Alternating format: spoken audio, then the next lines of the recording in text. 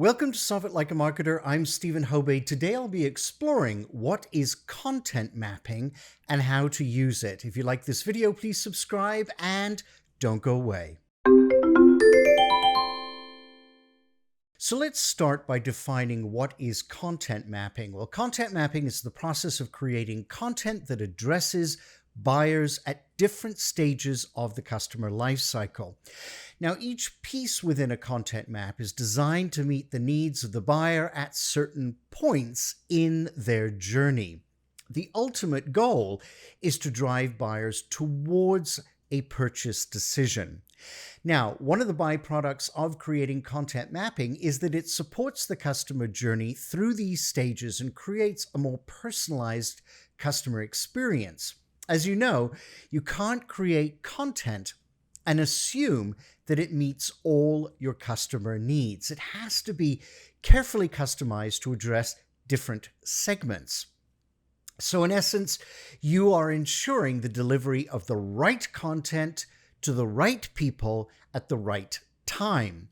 Before we get into how to create a strategic content map, let's first touch on a few of the benefits. First up, it helps you understand your customers. So one of the first things you'll do is create a buyer persona in order to clearly define who this customer is. And through this, you can gain a clearer picture of their needs and wants. It will help you strengthen and better target your marketing strategies rather than a one-size-fits-all approach. Next, it gives you an overview of the content you have. So you may have been generating content over a number of months or years, and this process allows you to catalog existing content. You may end up repurposing content with better targeting. It also aids in avoiding redundant content that is too broad in nature and doesn't address the direct needs of your customers. Content with purpose. So more is not necessarily best. You can't just flood your social channels with content and cross your fingers that something will stick. With a content map, every piece of content is created with a purpose and is fully optimized to serve that purpose.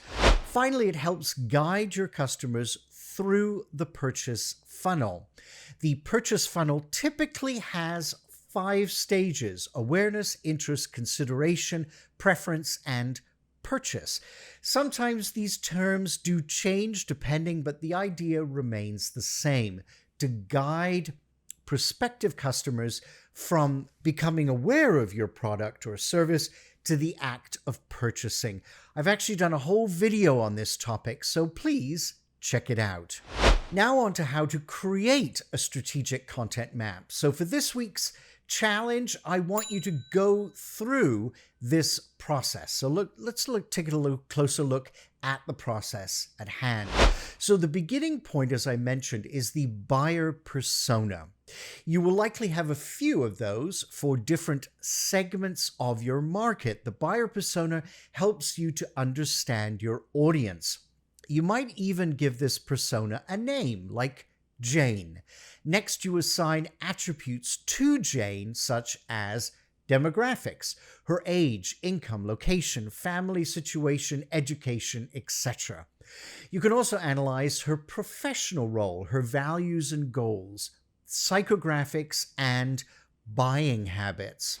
Next, document her customer journey. So this is the path that Jane will take on her way to doing business with you.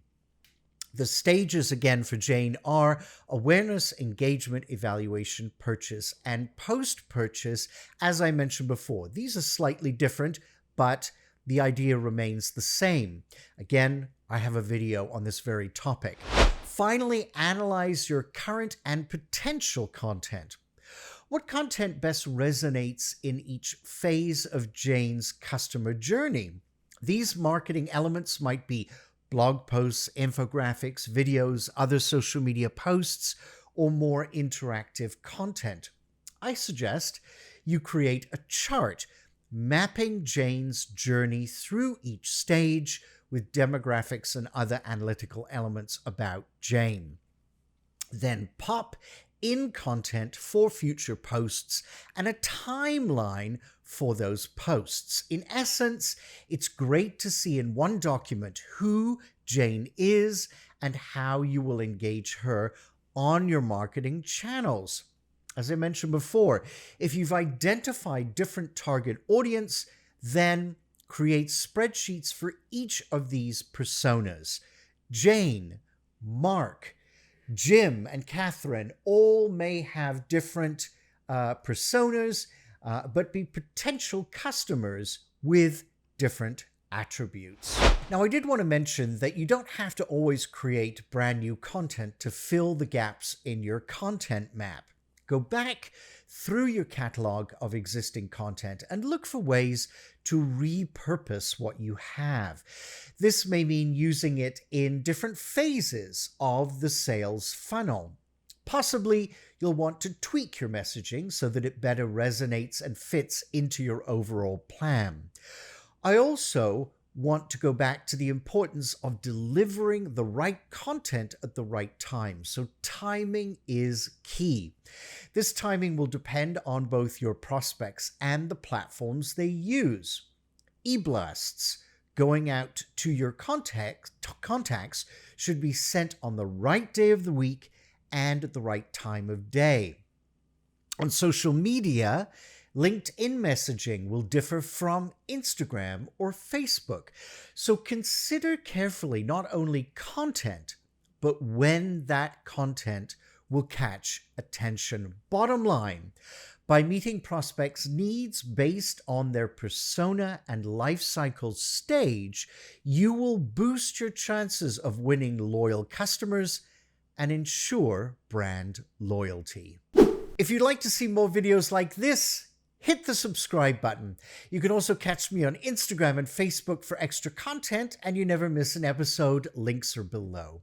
I'll see you every week with a new video, so please stay tuned, and together, let's solve it like a marketer.